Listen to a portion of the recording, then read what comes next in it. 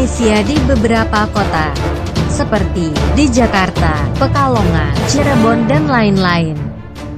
Beberapa saksi yang mendengar suara aneh itu mengatakan, suara itu mirip seperti terompet raksasa yang terdengar mengerikan.